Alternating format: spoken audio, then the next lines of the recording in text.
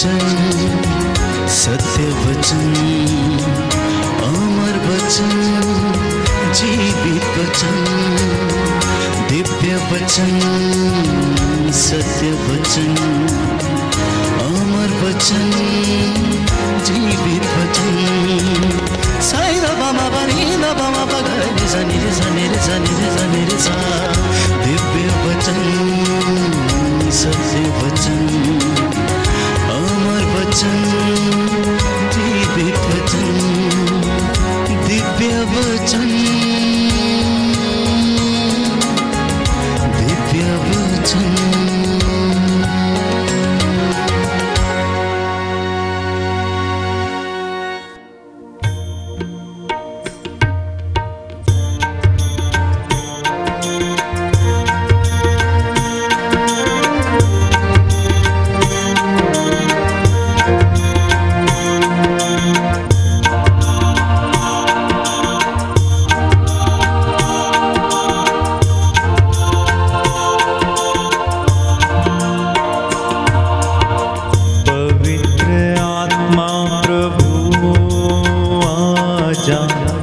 अपने भक्तों पर छा जा। पवित्र आत्मा प्रभु आजा, अपने भक्तों पे छा जा।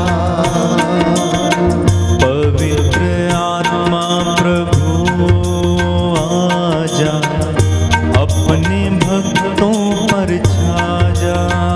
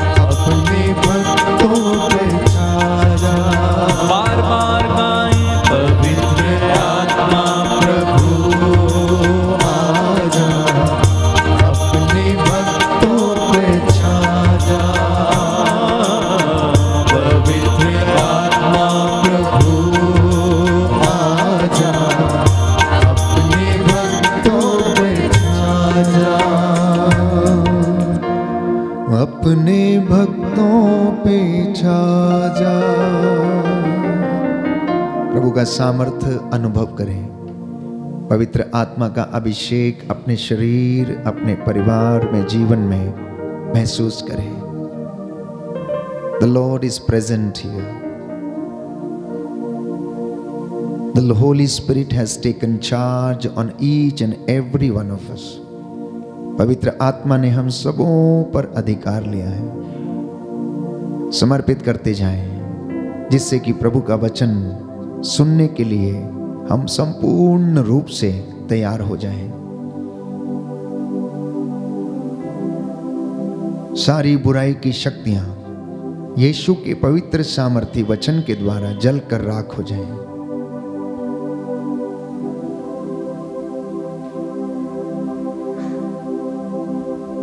बैठ जाइए।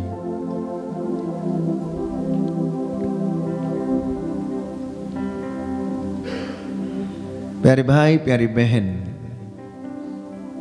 दुनिया में आज हर व्यक्ति चंगाई पाना चाहता है, चंगा होना चाहता है। उसके जीवन में अनेक परेशानियां हैं। हम किसी न किसी रूप से बीमार हैं, अंधे भी हैं। हो सकता है आध्यात्मिक अंधकार है। हो सकता है कि हम ईश्वर की बातों को देख नहीं पाते, उसके चमत्कारों को देख नहीं पाते हैं, क्योंकि हम आध्यात्मिक रूप से अंधे हैं। किसी के जीवन में शारीरिक अंधापन है, तो किसी के विचारों में अंधापन है। प्यारे भाई, प्यारी बहन, आज का वचन प्रभु हमें बताता है कि मैं तुम्हें इन तमाम बुराइयों से, हर चीज से आजाद कर दूंगा और तुम्हें चंगा कर दूंगा, क्योंकि मैं स्वस्थ करने वाला प्रभु हूं।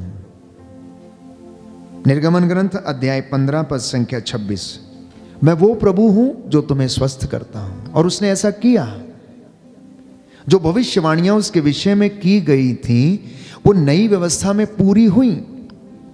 यीशु मसीह के आने से ठीक 6000 साल पहले ईसायास नबी ने ये तमाम भविष्यवाणियों को किया कि प्रभु का आत्मा उस पर छाया रहता है। उसने अभिषेक किया है कि वो जाए और दरिद्रों को सुसमाचार सुनाए, बंदियों को रिहा करे, अंधों को आंखें दे, बहरों को कान दे, गूंगों को वाणी दे। ये प्रभु के विषय में प्यारे भाइयों और बहनों पुरानी व्यवस्था में भविष्यवाणी थी। आज की इस पवित्र संध्या के दौरान हम पुनः कुछ वचनों को समझें और उन पर मनन चिंतन करें कि प्रभु ये कहता है कि तुम्हारे विचार मेरे विचार नहीं हैं, तुम्हारी योजनाएं मेरी योजनाएं नहीं हैं,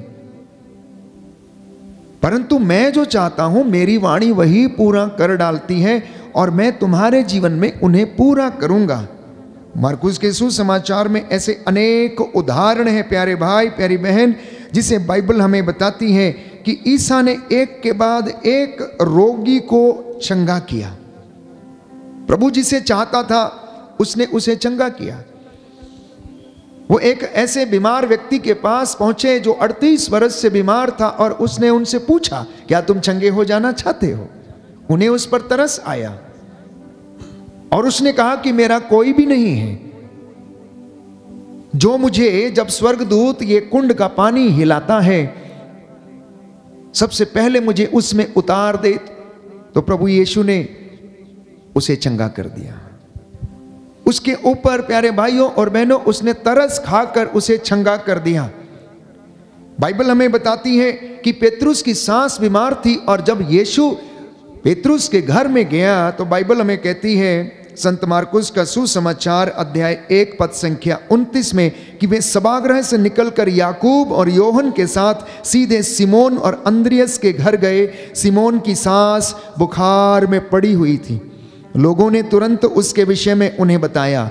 ईसा उसके पास आए और उन्होंने हाथ पकड़कर उसे उठाया और उसका बुखार जाता रहा। बोले आमीन, हालेलुया, हालेलुया। यीशु की स्तुति हो। यीशु की हे प्रभु यीशु, हे प्रभु मेरे जीवन में, मेरे जीवन में आपके पवित्र स्पर्श के द्वारा आपके पवित्र स्पर्श चंगाई आ जाए, चंगाई आ जाए। Hallelujah, hallelujah. तो प्रभु चंगा करता है। इसके विषय में मार्कुस लिखता है कि संध्या समय सूरज डूबने के बाद लोग सभी रोगियों, अपदूत ग्रस्तों को उनके पास ले आए। सारा नगर द्वार पर एकत्र हो गया। ईसा ने नाना प्रकार की बीमारियों से पीड़ित बहुत से रोगियों को चंगा किया और बहुत से अपदूतों को निकाला। वे अपदूतों को बोलने से रोकते थे क्योंकि वे जानते थे कि वह कौन है। नाना प्रकार की बीमारियां, डिफरेंट काइंड ऑफ सिकनेसेस। अब आप पूछेंगे कि ये डिफरेंट काइंड ऑफ सिकनेसेस कौन कौन से थे, तो इसके विषय में बाइबल प्यारे भाइयों और बहनों हमें बताती है। विधि विवरण ग्रंथ में हम पढ़ते हैं कि प्रभु का वचन हमें बताता इन बीमारियों के विषय में। वचन पढ़ेंगे विधि विवरण ग्रंथ अध्याय 28, विधि विवरण ग्रंथ अध्याय 28 पद संख्या 22 और उससे आगे लिखा है, और जब तक तुम उस देश से जो तुम अपने अधिकार में लेने जा रहे हो समूल रूप से नष्ट नहीं हो जाओगे, तब तक प्रभु तुम पर बीमारियां भेजता रहेगा। प्रभु तुम पर क्षय रोग, ज्वर, सूजन, भयंकर गर्मी, सूखा, पाला और फफूंदी भेजेगा। जब तक तुम निर्मूल नहीं हो जाओगे वे तुम्हारा पीछा नहीं छोड़ेंगी। नाना प्रकार की बीमारियां कौन सी हैं? सुना आपने? क्षय रोग मतलब टीबी, ज्वर मतलब बुखार, सूजन, आजकल लोगों को बहुत सारी शरीर में सूजन है। किसी की फलोपियन ट्यूब में सूजन है, तो किसी के गर्भ में सूजन है, तो किसी को पीसीओडी की प्रॉब्लम है, वो लोग गर्भ धारण नहीं कर पाते हैं। सूजन, भयंकर गर्मी, सूखा, पाला और फफूंदी से लोग पीड़ित हैं। इतना ही नहीं, मिश्रियों जैसे फोड़े तुम्हारे शरीर पर, वो बीमारी। व्रण मतलब बवासीर या भगंदर जिसे हम कहते हैं, खुजली मतलब इन्फेक्शन, सेहुए से पीड़ित करेगा और इनका उपचार नहीं होगा। प्रभु तुम्हें उन्माद से मतलब एंजाइटी से, अंधापन और पागलपन से पीड़ित करेगा। ये बीमारियां जिसके विषय में विधि विवरण ग्रंथ हमें बताता है कि ये तमाम बीमारियां लोगों के जीवन में थी। यीशु के आने से पहले प्यारे भाइयों और बहनों लोग इन तमाम बीमारियों से पीड़ित थे, और उसके विषय में मार्कुस लिखता है कि ईसा ने नाना प्रकार की बीमारियों से पीड़ित लोगों को चंगा किया, क्योंकि लोग अपने सभी बीमारों को उनके पास लेकर आया करते थे। इतना ही नहीं, वो दुष्ट आत्माओं को डांटते थे, अपदूतों को वो डांटते थे, और अपदूत चिल्लाते थे क्योंकि वे जानते थे कि ईसा कौन है। वे जानते थे कि ईसा ईश्वर का पुत्र है, जीवंत ईश्वर का पुत्र है, वो पवित्र है, इसलिए उसकी उपस्थिति से ही वे चिल्लाने लगते थे। अगले वचन में लिखा है पद संख्या 21 में कि वे कफरनाहूम आए। जब विश्राम दिवस आया तो ईसा सभागृह गए और शिक्षा देते रहे। लोग उनकी शिक्षा सुनकर अचंभे में पड़ जाते थे, क्योंकि वे शास्त्रियों की तरह नहीं बल्कि अधिकार के साथ शिक्षा देते थे। सभागृह में एक मनुष्य था जो अशुद्ध आत्मा के वश में था। वह ऊंचे स्वर से चिल्लाया, ईसा नाज़री, हमसे आपको क्या? क्या आप हमारा सर्वनाश करने आए हैं? मैं जानता हूं कि आप कौन हैं, ईश्वर के भेजे हुए परम पावन पुरुष। ईसा ने उसे यह कहते हुए डांटा, चुप रह, इस मनुष्य से बाहर निकल जा। अपदूत उस मनुष्य को झकझोर कर ऊंचे स्वर से चिल्लाते हुए उससे निकल गया और सब लोग चकित रह गए। आज प्यारे भाइयों और बहनों, इंसान ईश्वर को पहचान नहीं पाता, लेकिन अपदूत अशुद्ध आत्माएं जानती हैं कि ईसा कौन है। वो उसके सामर्थ्य को पहचानते हैं कि वो कौन है, इसलिए प्यारे भाइयों और बहनों वो चिल्लाती हैं और वो उसका सामना नहीं कर पाती हैं। मैंने आपसे कहा कि यीशु चंगा करने वाला प्रभु है और वो आपको चंगा करता है। सुसमाचार ऐसी तमाम घटनाओं को हमारे सामने रखते हैं। आज आप में से जितने लोग इन तमाम बीमारियों से पीड़ित हैं, विश्वास के साथ प्रभु के पास जाना, क्योंकि बाइबल हमें बताती है कि एक कोढ़ी ईसा के पास आया और घुटने टेक कर अनुनय विनय करने लगा। अनुनय विनय करने लगा। इन दोनों शब्दों का जो अर्थ है, जो गहराई है, उसे आप समझिए कि जब हम किसी जरूरत में होते हैं, जब हमारा कोई काम नहीं बनता है, जब मौत हमारे सामने खड़ी होती है, या फिर कोई कोर्ट कचहरी का केस जिसमें हम फंस जाते हैं, तो हम किस तरह से गड़गड़ाते हैं, किस तरह से हम अनुनय विनय करते हैं, काश ये विपत्ति टल जाए, काश ये घटना ना घटित हो। और बाइबल कहती है कि कोढ़ी आया और अनुनय विनय करने लगा। हम में से जो बीमार हैं, कितने लोग इस मनोभाव को अपनाते हैं, कितने लोग जो चंगे हो जाना चाहते हैं, इस मनोभाव से अनुनय विनय करते हैं कि प्रभु मुझ पापी पर दया कर।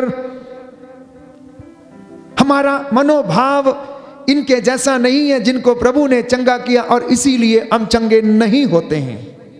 बस यही कमी है कि हमारा जो प्रभु के प्रति समर्पण है, जो चंगाई प्राप्त करने का मनोभाव है, उसमें प्यारे भाइयों और बहनों दृढ़ता नहीं है, संकल्प नहीं है, उसमें प्रभु पर विश्वास नहीं है। इसीलिए हमें बीमारियों से छुटकारा नहीं मिलता है और ना ही हम चंगाई प्राप्त कर सकते हैं। Hallelujah, hallelujah, hallelujah, hallelujah, hallelujah, hallelujah. हे प्रभु यीशु, हे प्रभु यीशु, मुझ पर दया कीजिए, मुझ पर दया कीजिए, मेरे जीवन पर, मेरे परिवार पर अधिकार लीजिए, अधिकार लीजिए। Hallelujah, hallelujah, hallelujah, hallelujah. तो मार्कुस लिखता है कि जब वो कोढ़ी अनुनय विनय करने लगा, he started crying, he started interceding, उसने प्रभु को पुकार पुकार कर प्रार्थना करना शुरू किया कि प्रभु मुझे इस बीमारी से बचा लीजिए।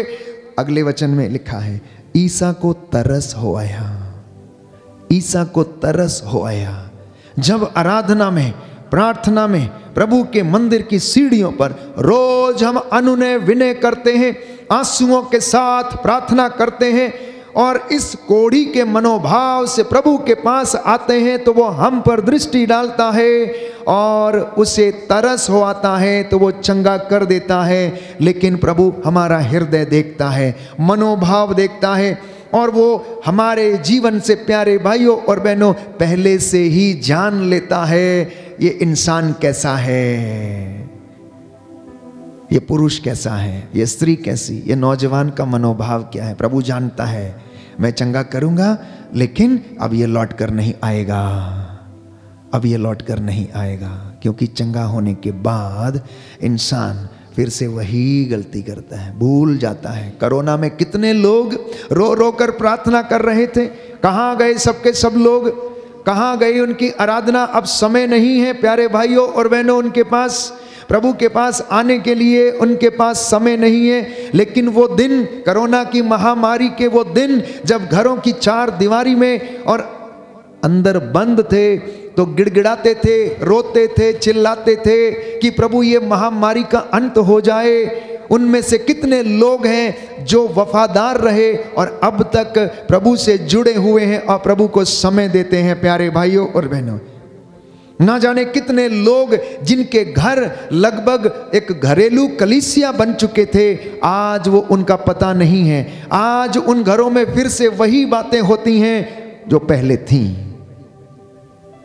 ईसा मनोभाव जानता है, हमारे हृदय की बात को वो जानता है।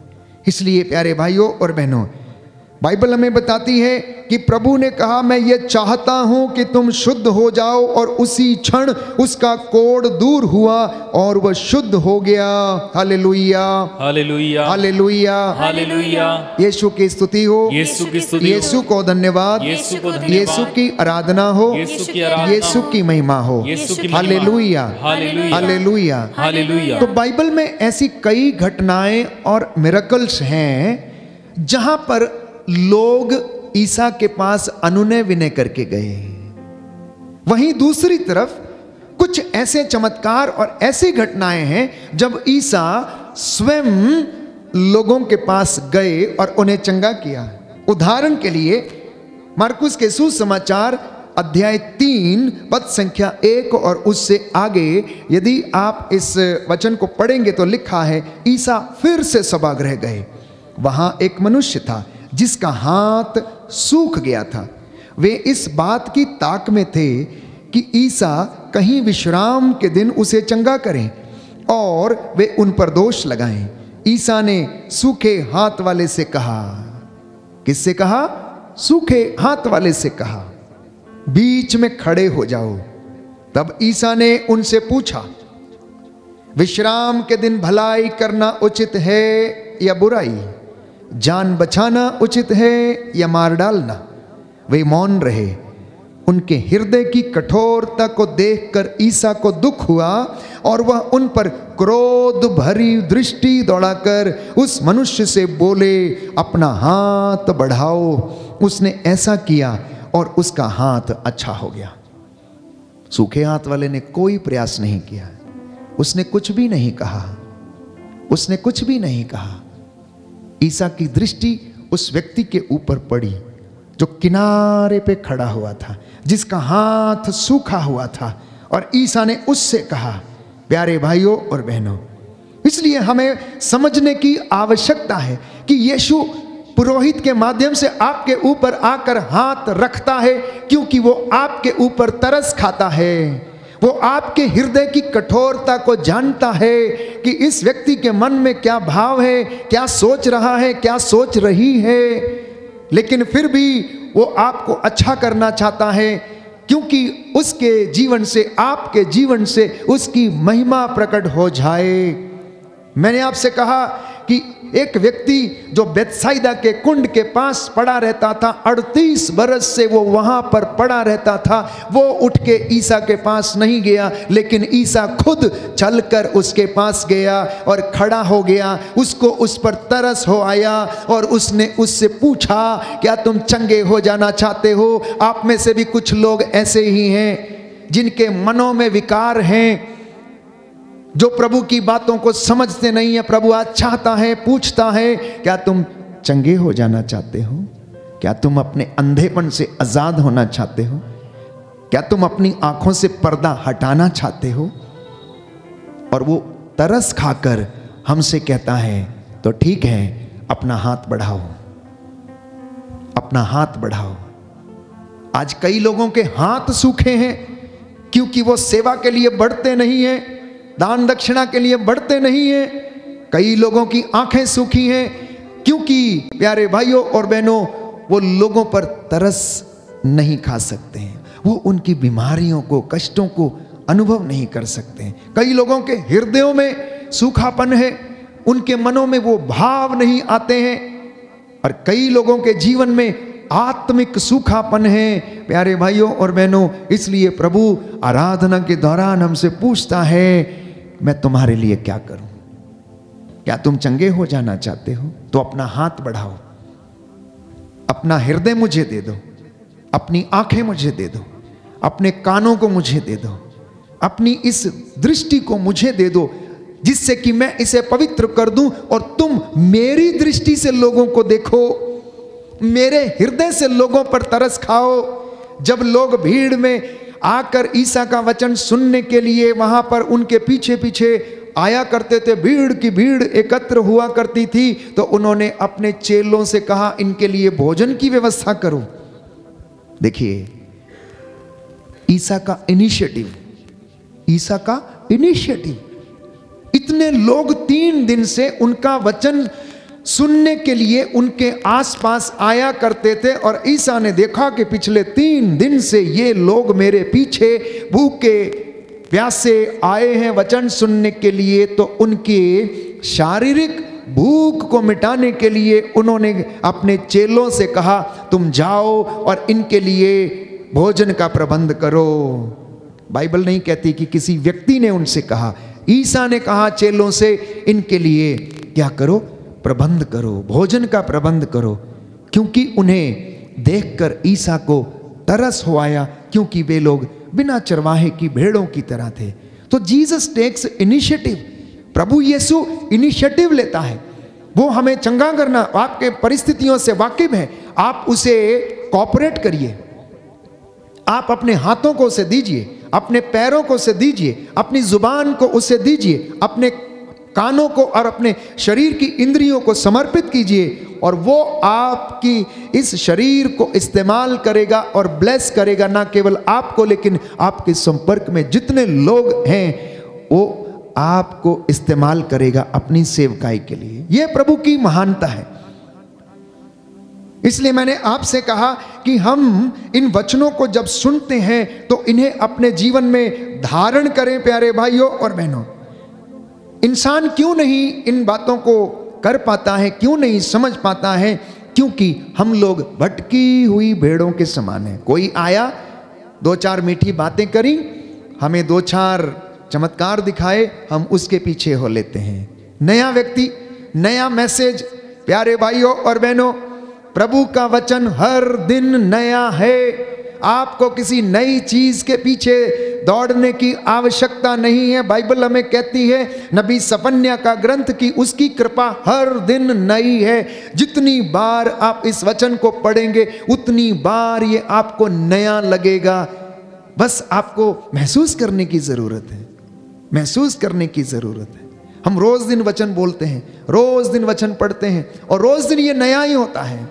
रोज दिन ये हर व्यक्ति को किसी ना किसी नए अंदाज से स्पर्श करता है, नया मोटिवेशन से भरता है, नई कृपाओं से भरता है। The very sitting in the presence of the blessed sacrament will lead you to heaven, my dear brothers and sisters. उसकी उपस्थिति मात्र में बैठने से आपके मन में नए विचार, नया अनुभव, नया अभिषेक और नई कृपा आपको मिलेगी, और प्रभु आपसे बातें करेगा। Hallelujah, hallelujah. यीशु की स्तुति हो, यीशु की स्तुति हो, यीशु को धन्यवाद, यीशु को धन्यवाद, यीशु की आराधना हो, यीशु की आराधना, यीशु की महिमा हो, यीशु की महिमा, यीशु को धन्यवाद, यीशु को धन्यवाद। Hallelujah, hallelujah, hallelujah, hallelujah. तो क्यों हमारे जीवन में सूखापन है? क्यों हमारे जीवन में अंधापन है? क्यों हम शैतानी बुराई से या दुष्ट आत्माओं से जकड़े हैं? तो इसके विषय में बाइबल कहती है, यदि तुम मेरे बताए हुए मार्ग पर चलते तो तुम्हारा कल्याण होता। बुक ऑफ यिर्मयाह चैप्टर 7 वर्स 23, यिर्मयाह नबी का ग्रंथ अध्याय 7 पद संख्या 23, यदि तुम मेरे बताए हुए मार्ग पर चलते तो तुम्हारा कल्याण होता। Hallelujah, hallelujah. हे प्रभु यीशु, हे प्रभु यीशु, मैं वादा करता हूँ, मैं वादा करता मैं हूँ, आपके मार्ग पर चलूंगा। मैं आपके मार्ग पर चलूंगा। Hallelujah, hallelujah. मेरा कल्याण कीजिए, मेरा कल्याण कीजिए। Hallelujah, hallelujah, hallelujah, hallelujah, hallelujah. Hallelujah. यिर्मयाह नबी का ग्रंथ अध्याय 7 पद संख्या 23 और उससे आगे, यदि तुम मेरी बात पर ध्यान दोगे तो मैं तुम्हारा ईश्वर होऊंगा और तुम मेरी प्रजा होगे। यदि तुम मेरे बताए हुए मार्गों पर चलोगे तो तुम्हारा कल्याण होगा, तुम्हारा कल्याण होगा। बीमारी तुम्हारे घर के निकट ना आएगी, महामारी तुम्हारे घर के निकट ना आएगी। तुम अंधेरे में नहीं भटकोगे, दुर्दिन नहीं देखोगे। तुम्हारी संतानें व्यर्थ परिश्रम नहीं करेंगी और वे दुर्दिन नहीं देखेंगे। लेकिन इंसान इस वचन को समझ नहीं पाया। आगे यिर्मयाह नबी लिखता है, किंतु उन्होंने मेरी बात पर ध्यान नहीं दिया है और मेरी आज्ञाओं का पालन नहीं किया है। वे अकड़ कर बुराई करते रहे और मेरे पास आने की अपेक्षा मुझसे दूर चले गए। अकड़ कर बुराई करते रहे, with arrogance they objected my teachings.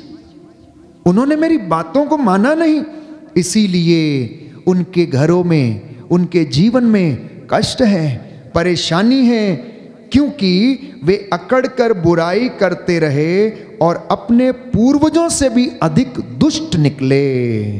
That is the reason हमारे जीवन में कष्ट है, बीमारी है, परेशानी है, चिंता है, बेरोजगारी है, अनेक प्रकार की, क्योंकि हम अपने हिसाब से जिंदगी जीना चाहते हैं, हम अपने हिसाब से जिंदगी को बिताते हैं। बारूक नबी के ग्रंथ अध्याय 3 पद संख्या 13, book of prophet Baruch chapter 3 verse 13, यदि तुम ईश्वर के मार्ग पर चले होते तो शांतिपूर्वक जीवन बिताते, पर हम चलते नहीं, इसलिए हमारे जीवन में शांति नहीं।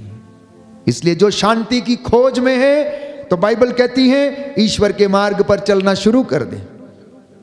If you want peace, walk on the path of the lord, follow the teachings of the Bible and you will get peace. Bible कहती है, बारूक नबी लिखता है कि ईश्वर ये कहता है, यदि तुम मेरे मार्ग पर चले होते तो शांतिपूर्वक जीवन बिताते, लेकिन तुम मेरी बातों को मानते नहीं, इसलिए तुम्हारे जीवन में शांति नहीं।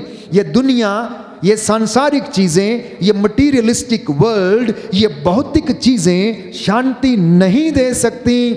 हमारी एक जरूरत पूरी होती है तो दूसरी सामने खड़ी होती है, दूसरी पूरी होती है तो तीसरी सामने खड़ी होती है। हमारा एक उद्देश्य पूरा होता है तो हम दूसरा हासिल करने के लिए परेशान रहते हैं, और यही कारण है कि हमारे जीवन में अशांति ही अशांति रहती है।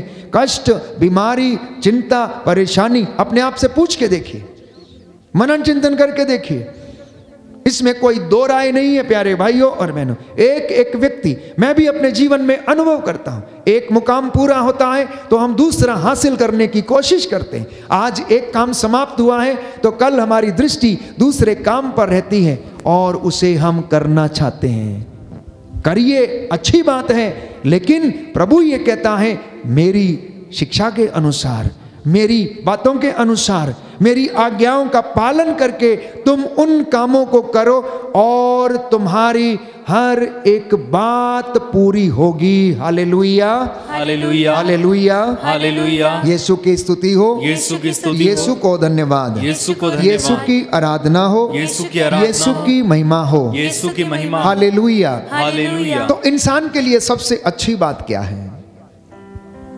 सबसे अच्छी बात इंसान के लिए क्या है? बाइबल इसके विषय में जवाब देती है।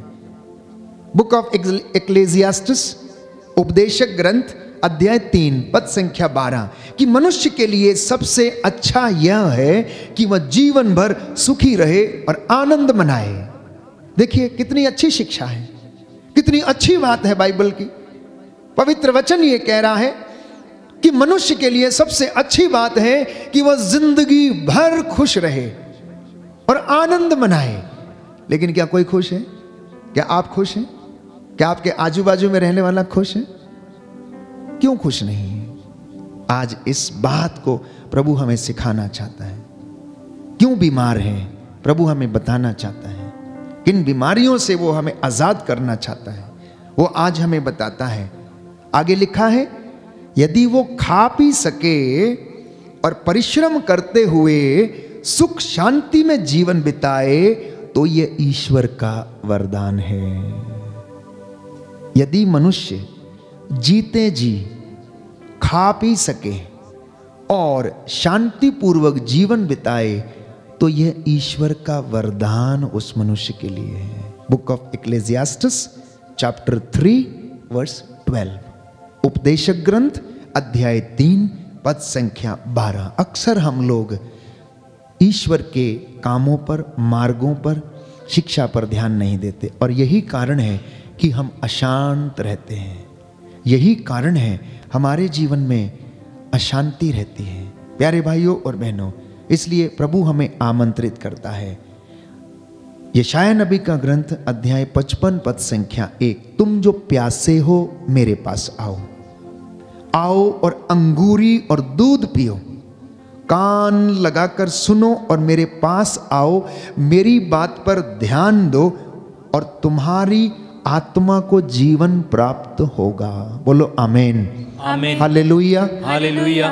प्रभु कहता है तुम जो प्यासे हो तुम जो प्यासे हो मेरे पास चले आओ, मेरे पास चले आओ, आओ अंगूरी और दूध पियो, अंगूरी और दूध पियो, कान लगाकर सुनो, कान लगाकर सुनो, मेरे पास आओ, मेरे पास आओ, मेरी बात पर ध्यान दो, मेरी बात पर ध्यान और दो, तुम्हारी आत्मा को और तुम्हारी आत्मा जीवन प्राप्त होगा। जीवन प्राप्त होगा। Hallelujah, hallelujah, hallelujah. हालेलुया।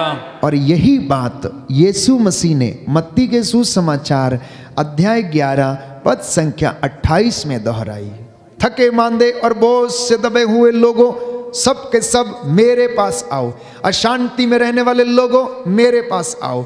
बीमार रहने वाले लोगों, मेरे पास आओ, मैं तुम्हें चंगा करूंगा। मैं वो प्रभु हूं जो तुम्हें स्वस्थ करता हूं। तुम मेरे लिए पवित्र बनो, मैं पवित्र हूं। तुम आओ और मुफ्त में ले जाओ। प्रभु की आशीष मुफ्त में मिलती है। इसके लिए आपको इस वक्त पैसा खर्च करने की जरूरत नहीं है। आप अपने घर में बैठे हैं, आपको वचन सुनाया जा रहा है, आप इस आराधना में और छुटकारे की प्रार्थना में भाग ले रहे हैं। प्रभु आपसे बातें कर रहा है, मुफ्त में मिला है, मुफ्त में दे दो प्यारे भाइयों और बहनों। प्रभु ये कहता है कान लगाकर सुनो। असफलता, बीमारी हमारे जीवन में बाधा उत्पन्न करती है। ये एक तरीके से इंसान की जिंदगी में श्राप के जैसा है। हम बहुत बार जीवन में अपने आप को असफल महसूस करते हैं, बीमार महसूस करते हैं, निरुत्साह महसूस करते हैं। निराशा से पूर्ण होकर हम अपने आप को कष्ट देते हैं, दुख देते हैं। हम दूसरों की अपेक्षा खरे उतरने में असमर्थ होते हैं कि वो व्यक्ति अच्छा करता है, वो व्यक्ति अच्छा बोलता है, अच्छा करता है, मैं नहीं कर पाता हूँ। अनेक प्रकार के कॉम्प्लेक्सेस हमारे जीवन में आ जाते हैं और प्रभु हमें इन तमाम बातों से, बुराइयों से आज आज़ाद करना चाहता है और कहता है कि तुम मेरे पास आओ, मैं तुम्हें चंगाई प्रदान करूंगा, मैं तुम्हें चंगा करूंगा, मैं तुम्हें जीवन दूंगा।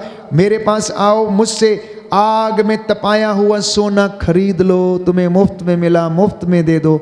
मेरी शांति तुम्हारे जीवन में सदा सदा बनी रहेगी। बोलिए आमेन, आमेन, हालेलुया, हालेलुया। इसलिए प्रभु कहता है सुक्ति ग्रंथ अध्याय 3 पद संख्या 7 से 8 में, अपने आप को बुद्धिमान मत समझना, अपने आप को बुद्धिमान मत समझना। प्रभु पर श्रद्धा रखना और बुराई से दूर रहना, इससे तुम्हारे शरीर को स्वास्थ्य और तुम्हारी हड्डियों को नया जीवन मिलेगा। बुक ऑफ प्रोवर्ब्स, तुम अपने आप को बुद्धिमान मत समझना, प्रभु पर श्रद्धा रखना, बुराई से दूर रहना, इससे तुम्हारे शरीर को स्वास्थ्य और तुम्हारी हड्डियों को जीवन मिलेगा। तो निरोग रहने का सबसे बड़ा उपाय प्रभु पर श्रद्धा रखना, भरोसा रखना, बुराई से दूर रहना, और वो हमें स्वस्थ करेगा, हड्डियों को जीवन प्रदान करेगा। बोलिए amen, amen. Book of proverbs chapter 3 verse 7 to 8। इसलिए सूक्तिकार कहता है कि मधुर वाणी मधुमक्खी का छत्ता है, वह मन को आनंद और शरीर को स्वास्थ्य प्रदान करती है। परमेश्वर का वचन क्या है?